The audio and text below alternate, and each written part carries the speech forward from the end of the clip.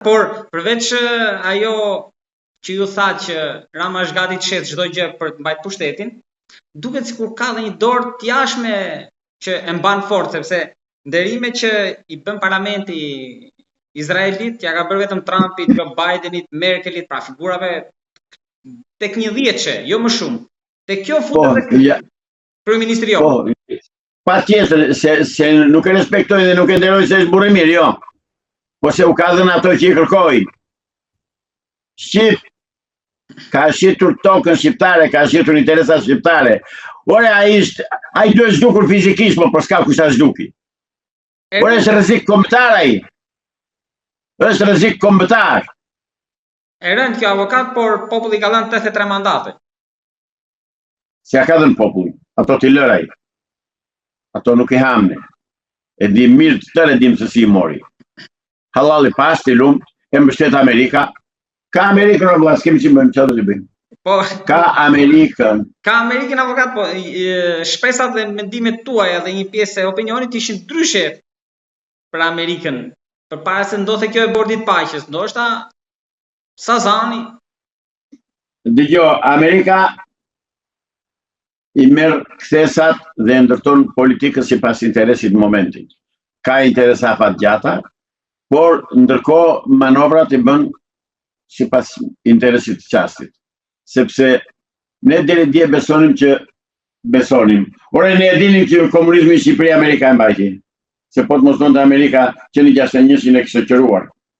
Ata bën përpjekje shumë për ta rrëzuar, por siç thonë edhe dokumentat tani. Asnjë përpjekje.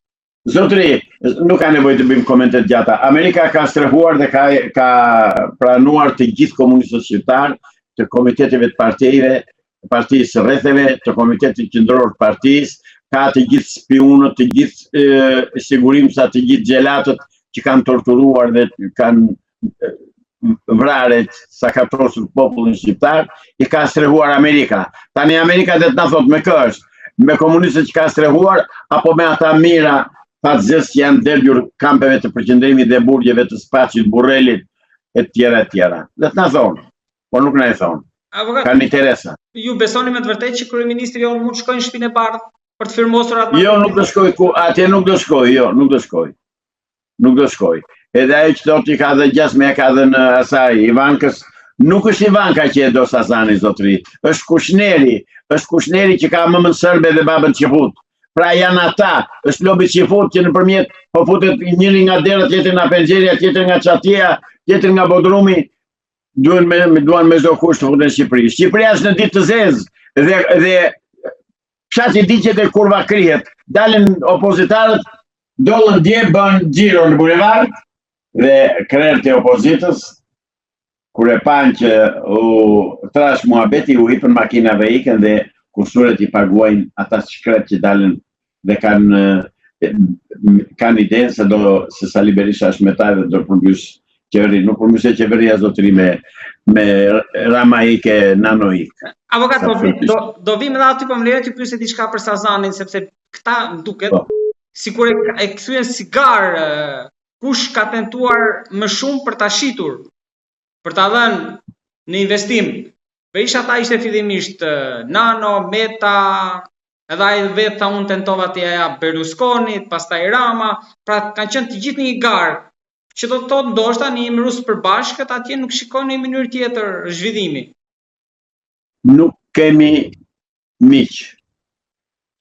Nuk kemi mbrojtje. Çdo që hiqet si mik joni, në fakt është mik me thik mbas shpine. Jo, zotëri. Ai që është mik i vërtet, vjen dhe i thotë Edi Ramës qërohu nga pushteti, i thotë dhe Sali Berishës zhduku nga opozita, dhe ai mirëpafshim. Dhe mbron Shqipërinë. Ne jemi në ditë hallit, ne jemi të vdekur e të pamuluar. Ne nuk na mbron njeri, zotëri. Ndoshta ju avokat kërkoni që Shtetet Bashkuara të bëjnë të njëjtën gjë siç po bëri Kongresi Amerikan për Preshevën, që po bën një ligj atje që po i përgatit një presion të fortë Serbisë.